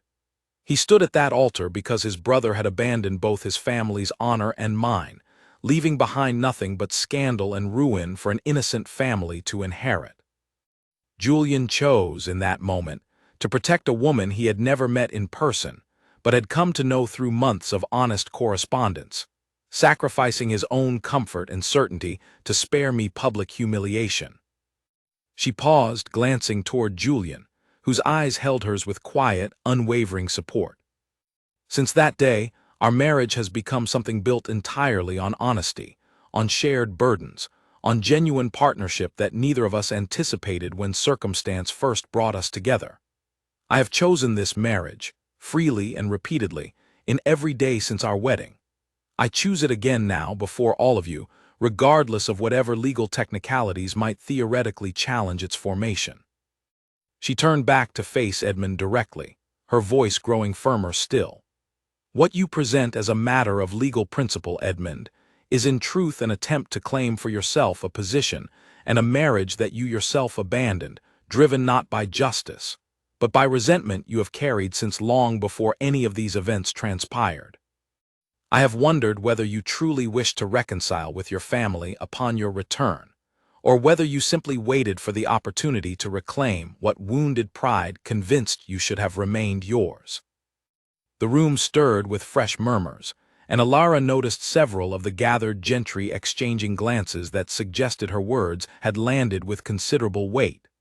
Lord Pierce's expression, she noted with quiet satisfaction, had grown distinctly uncomfortable. It was at this moment that Simon Wells, who had traveled from the city at Julian's request to attend the proceedings, rose from his seat near the back of the room, requesting permission to speak. Once granted, he produced a letter from within his coat, holding it aloft for the assembly to see. "Forgive my interruption," he said, "but I believe this correspondence bears directly on the matter before us. It is a letter I received from Master Edmund himself, written some months ago during his time in the city before his eventual return to Rothmere." Edmund's composure faltered visibly at the sight of the letter, and Alara watched a flush of genuine alarm color his features for the first time since the proceedings had begun. "In this letter," Simon continued, "Master Edmund writes at length of his frustration with his brother's position within the family, describing his own circumstances as, and I quote directly, an injustice long overdue for correction, one that a moment of sufficient opportunity might finally allow him to address. He speaks of his intention to eventually reclaim what he describes as his rightful position, should circumstances ever present a suitable path toward that end." The room erupted into fuller murmurs now, and Edmund rose from his seat, his voice edged with panic. "That letter was written in a moment of frustration, nothing more, hardly evidence of any calculated scheme against my brother's marriage." "Perhaps," Simon allowed, "though its timing, written not long before your convenient discovery of legal grounds to challenge that very marriage, does suggest a rather less innocent interpretation than you might prefer this assembly to adopt." Julian rose at this point, his voice calm but carrying clear authority as he addressed the gathering. "I do not wish to see my brother further disgraced before this assembly," he said. "Whatever resentment has driven his actions, he remains my family, and I have no desire to see him publicly ruined by these revelations. But I would ask this gathering to consider, honestly, whether the challenge he has brought before us today serves any genuine principle of justice, or whether it serves only his own long-simmering ambitions, dressed in the language of legal technicality. The eldest of the gathered gentry, a respected magistrate whose opinion carried particular weight among those present, rose slowly from his seat, his expression thoughtful as he addressed the assembly. "I have listened carefully to all that has been presented today," he said. "And while the legal question of deception at the altar carries genuine theoretical merit, I find myself far more persuaded by the evidence of character and intention presented here. A marriage sustained through months of demonstrated honesty, mutual respect, and genuine partnership speaks far more clearly to its legitimate foundation than any technical argument regarding the precise circumstances of its formation. I see no compelling reason, based on everything presented today, to disturb a union that both parties clearly wish to see continue." The magistrate's words settled over the room with quiet finality, and Alara felt the tension that had gripped her chest throughout the proceedings finally begin to ease. She glanced toward Edmund, whose face had drained of color entirely, the weight of public exposure and failed ambition settling visibly over him. The gathering dispersed shortly after, with murmured congratulations offered to Julian and Alara that felt, for the first time since their wedding day, entirely genuine rather than politely obligatory. Lord Pierce departed without a word, his earlier satisfaction replaced by something closer to quiet frustration, and Alara suspected his own hopes for advantage in the matter had been thoroughly disappointed by the outcome. Edmund remained behind after the others had gone, standing alone near the window, his earlier confidence entirely dissolved into something smaller and more uncertain. Julian approached him slowly, and Alara followed, uncertain what words could possibly bridge the damage this confrontation had caused between the brothers. "I did not expect you to fight so directly," Edmund said quietly, not turning to face them. "I convinced myself, somewhere along the way, that I deserved this, that correcting the imbalance I felt so keenly justified whatever means I employed to achieve it." "You could have simply spoken with me honestly," Julian said, his voice heavy with disappointment rather than anger. "Whatever resentment you carried, whatever unfairness you perceived in how our family treated us differently, I would have listened, Edmund. I have always been willing to listen, if only you had trusted me enough to speak plainly rather than plotting in secret." Edmund finally turned to face them, genuine regret evident in his expression for what felt, to Alara, like the first truly honest moment she had witnessed from him since his return. "I do not know how to undo the damage I have caused," he admitted, "both today and in every choice that led us to this point." "Perhaps undoing it is not what matters most," Alara said, surprising herself with the gentleness in her own voice, despite everything Edmund had attempted against them. "Perhaps what matters is what you choose to do from this moment forward, whether you continue down this path of resentment and scheming, or whether you finally find the courage to build something honest, for yourself, separate from whatever comparisons you have long drawn between your life and your brother's." Edmund studied her for a long moment, something shifting behind his eyes, a recognition perhaps of the grace being offered despite everything he had attempted to destroy. "I do not deserve such generosity," he said quietly, "not from either of you." "Perhaps not," Julian agreed. "But you are still my brother, and I find myself unwilling to abandon that bond entirely, whatever mistakes you have made along the way." The reconciliation that followed was neither immediate nor complete, the trust between the brothers requiring far more time to rebuild than a single conversation could accomplish. But as Edmund departed Rothmere Hall that evening, this time with genuine humility rather than calculated performance guiding his farewell, Alara found herself believing, for the first time, that whatever remained of his character might yet prove capable of honest change. That night, alone with Julian in the quiet of their bedchamber, Alara finally allowed the full weight of the day's tension to release, her shoulders relaxing as Julian drew her close against him. "You were remarkable today," he said softly, pressing a gentle kiss against her hair. I do not think I have ever admired you more than in the moment you rose to speak before that entire assembly, defending our marriage with such honest conviction. I meant every word, Alara said, tilting her head to look up at him. This marriage, whatever strange circumstances brought it into being, has become the truest thing in my life. I would defend it against any challenge from Edmund or anyone else who might seek to tear it apart. Julian's expression softened further, something deeply tender passing across his features as he studied her face in the low candlelight. "I love you," he said quietly, the words carrying a weight that felt entirely different from any declaration spoken before. "Not the woman I imagined through letters written before we ever met, but you, exactly as you have revealed yourself to be through every day of our marriage since." "I love you too," Alara said, her voice steady with a certainty that had grown slowly, carefully, through months of shared trials and quiet companionship, until it had become as solid and unshakable as the stone walls of Rothmere Hall itself. "Whatever began at that altar as necessity and deception has become, for me, the truest choice I have ever made."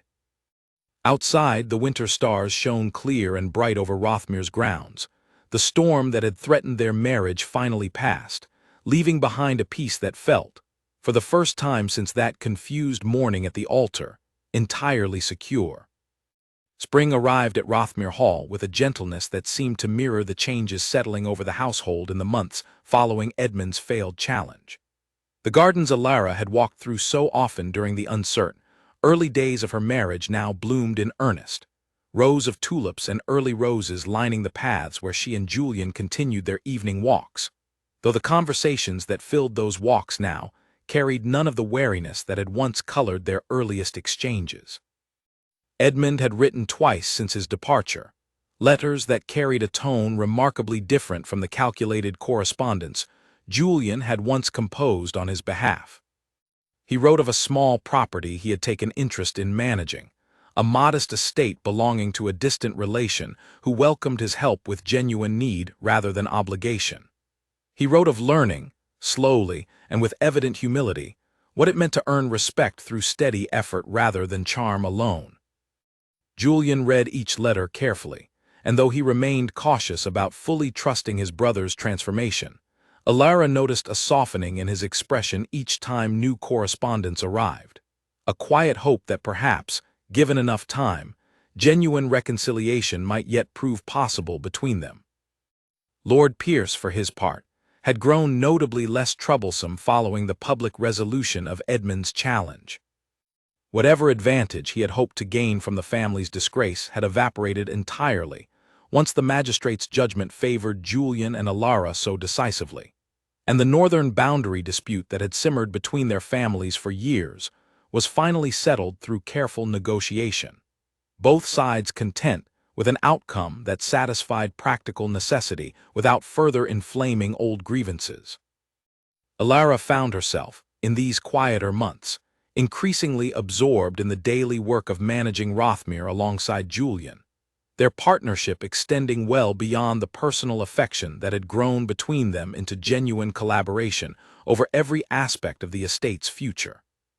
The tenant farms she had championed months earlier had produced their first strong harvest under the new arrangements, and word of the improvements had begun to spread among neighboring estates, several of whom sent inquiries asking whether Alara might advise on similar changes to their own properties. "You have become something of a local expert in agricultural management," Julian remarked one evening, amusement evident in his voice as he reviewed yet another letter requesting Alara's guidance, this one from a baronet 2 counties distant who had heard of Rothmere's improved yields through mutual acquaintances. "I merely applied common sense to problems that had been ignored for too long," Alara said, though she could not entirely hide her pleasure at the recognition. "Though I confess, I never imagined my letters to a stranger might eventually lead to managing an entire estate's agricultural future. Nor did I imagine that the woman whose letters so captivated me would prove equally skilled at solving problems I had struggled with for years before her arrival," Julian said, setting aside the correspondence to draw her closer. I find myself continually grateful for whatever strange twist of circumstance brought you into my life, however imperfect its beginning. Their days settled into a rhythm that felt, increasingly, like the genuine partnership Alara had once only dared hope for through the careful words of letters exchanged, before she had ever seen Julian's face. Mornings began with quiet breakfast together, followed by hours spent reviewing estate matters or walking among the tenant farms to observe progress firsthand. Afternoons often found Alara in the small library that had once belonged to Edmund during his brief return, now transformed into a space entirely her own, filled with agricultural texts and correspondence from the various estates seeking her advice. Evenings remained sacred, reserved for the quiet companionship that had first drawn them together, conversations that stretched late into the night, covering everything from practical estate matters to hopes for a future neither of them had dared imagine during those uncertain first weeks of their marriage. Margaret Whitmore visited frequently during this period, her relationship with her daughter slowly healing from the wound caused by her silence on the wedding day. She had, in the months since, become genuinely fond of Julian, recognizing in him the steady character that had ultimately proven far more valuable to her daughter's happiness than the arranged match with Edmund would ever have provided. "I have thought often of that morning," Margaret admitted during one such visit, sitting with Alara in the drawing-room while Julian attended to business elsewhere in the estate.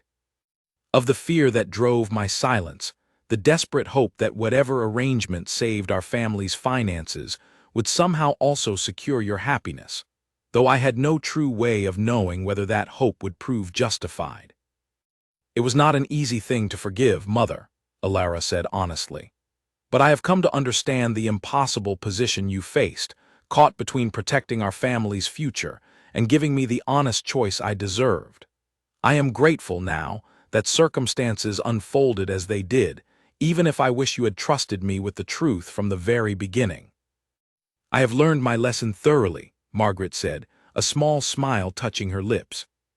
"Whatever choices lie ahead for this family, you shall have every truth I possess, offered freely and without the fear that once governed my judgment so poorly." It was during one such quiet afternoon, as spring gave way gradually toward the warmth of early summer, that Alara found herself standing once more in the gardens near the small stone bridge, where she and Julian had first begun to speak honestly of their growing affection for one another.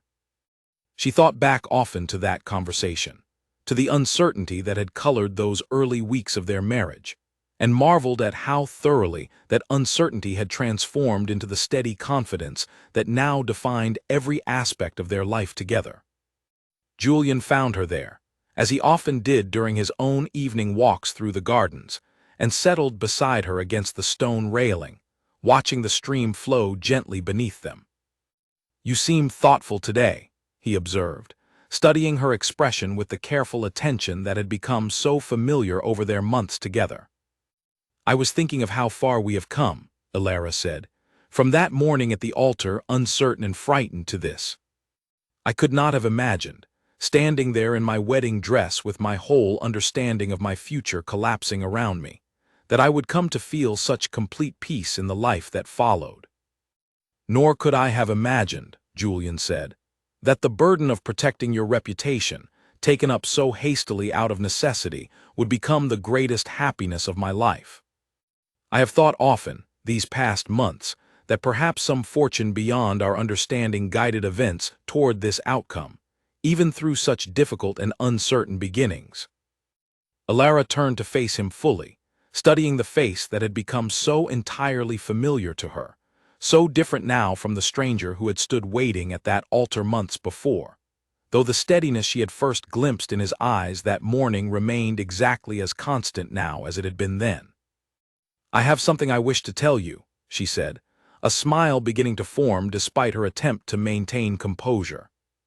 "Something I have suspected for some weeks now, though I wish to be certain before sharing it." Julian's expression grew curious then, as understanding began to dawn, something like wonder spreading across his features. "Alara," he said softly, "are you telling me?" "I believe I am," she said, laughing softly at the mixture of joy and disbelief evident in his voice. "By autumn, we shall welcome our first child into this family." Julian pulled her into an embrace so full of genuine joy that Alara felt tears gathering at the corners of her eyes. The weight of everything they had endured together, the deception, the scandal, Edmund's betrayal, and the slow, careful building of genuine love that had followed, all of it converging into this single moment of pure happiness beside the stone bridge where their honest connection had first begun to bloom. "I did not think it possible to love you more than I already did," Julian said, his voice thick with emotion as he held her close. "And yet here I find myself, overwhelmed entirely by this news, and by everything it promises for our future together." News of the expected child spread quickly through Rothmir's household, met with genuine celebration from staff who had come to deeply respect their new mistress over the months of her residence. Mrs. Carter, in particular, took to fussing over Alara with a warmth that reminded her of the mother figure she had needed during those first uncertain weeks of her marriage, before genuine affection had transformed her understanding of what this household, and this family, might come to mean to her. Even Edmund, upon receiving the news through a letter Julian composed with genuine warmth, responded with what appeared to be entirely sincere congratulations, his own tone carrying a maturity that suggested his gradual transformation, begun in the aftermath of his failed challenge, continued to deepen with each passing month away from the temptations and resentments that had once governed his choices. "Perhaps," Julian remarked, reading Edmund's letter aloud one evening, "he has finally found his own path toward the kind of contentment we have discovered here, built through honest effort rather than misplaced ambition." "I hope so for his sake," Alara said, and found she meant it entirely, whatever damage his earlier actions had caused. Time and genuine effort toward change had a way of healing wounds that once seemed impossible to mend, a truth she had witnessed firsthand in her own transformed understanding of the man she had married under such confused and uncertain circumstances. As summer settled fully over Rothmir's grounds, the estate flourishing under the careful management Alara and Julian had built together, their marriage stood as a testament to something neither of them had fully anticipated on that chaotic wedding morning. What had begun as desperate necessity, a hasty substitution meant to spare an innocent woman from public humiliation and financial ruin, had grown, through months of honesty, shared burden, and genuine partnership, into a love more complete and steady than either of them had dared hope for when circumstance first bound their fates together. Alara often found herself, in quiet moments, returning to the memory of that morning at the altar, of the shock and confusion that had gripped her upon realizing the man waiting for her was not the one she had been promised. She no longer felt fear when she recalled that memory, but something closer to gratitude, understanding now that whatever cruel twist of fate had orchestrated Edmund's abandonment, it had also delivered her, however unexpectedly, into the arms of a man whose steady character and genuine devotion had proven far more valuable than any carefully arranged match could have offered. The letters that had first drawn her heart toward Rothmir remained carefully preserved in a small box within her writing desk, read occasionally on quiet afternoons, when she wished to remember the beginning of a connection that had, despite every obstacle placed before it, grown into the truest happiness she had ever known. Each word within those pages, she understood now, had always belonged to the man she had ultimately married, the Duke who had taken his brother's place at the altar not out of ambition or opportunity, but out of genuine care for a woman he had come to know through nothing more than honest correspondence and a steadily growing devotion that neither of them had anticipated, but both had ultimately chosen, freely and completely, to embrace. Autumn came to Rothmir Hall carrying with it the fulfillment of the promise Alara had shared with Julian beside the stone bridge months before. Their daughter arrived on a crisp morning in late September, her first cries filling the halls of the estate with a sound that seemed to settle something deep and lasting into the very foundations of the house itself. They named her Grace, a name Alara had chosen carefully, wanting her daughter to carry forward the quality that had guided her own choices throughout the difficult months following her wedding, the willingness to extend understanding and forgiveness, even when circumstances made such generosity difficult to offer. Julian held his daughter for the first time with a tenderness that brought fresh tears to Alara's eyes, his large hands cradling the small bundle with a careful reverence that spoke to depths of feeling he rarely displayed so openly. "She has your eyes," he murmured, studying the infant's face with quiet wonder. "I hope in time she comes to share your strength as well." "She has your steadiness already, I think," Alara said, watching how peacefully Grace settled against her father's chest, as though some instinct recognized the safety offered by his careful embrace. "Whatever challenges she faces in her own life, I believe she will meet them with the same calm resolve you have shown throughout everything we have endured together."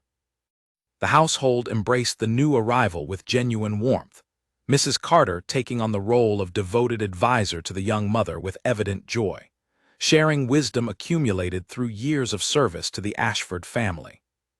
Margaret Whitmore traveled to Rothmere within days of receiving word of her granddaughter's birth, her own eyes bright with tears as she held the infant for the first time, the healing between mother and daughter finding further completion through this new generation beginning its own story within the family.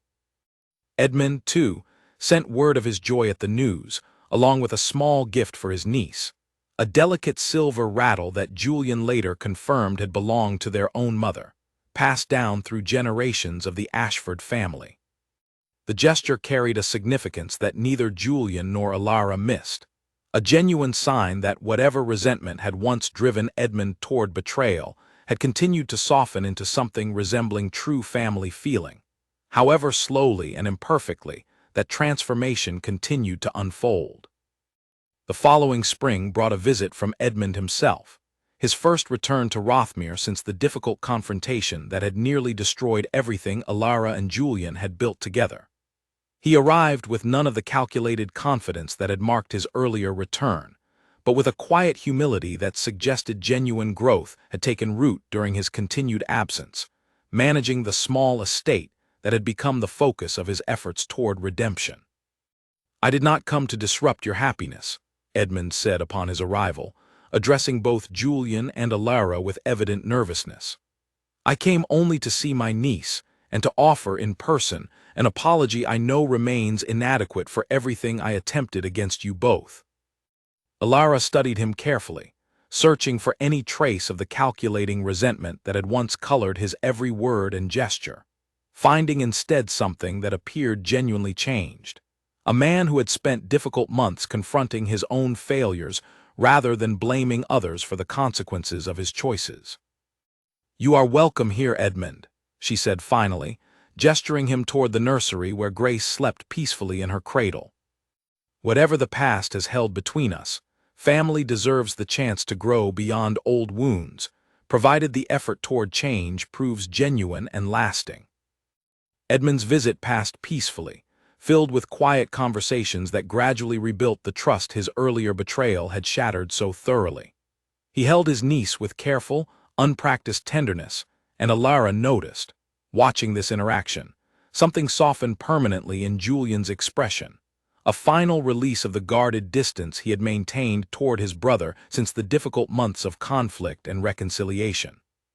"Perhaps," Julian said, once Edmund had departed again for his own estate, promising to return more regularly now that the ice between them had finally begun to properly thaw, "we might yet see him find genuine happiness of his own, built on the same honest foundation we have discovered here."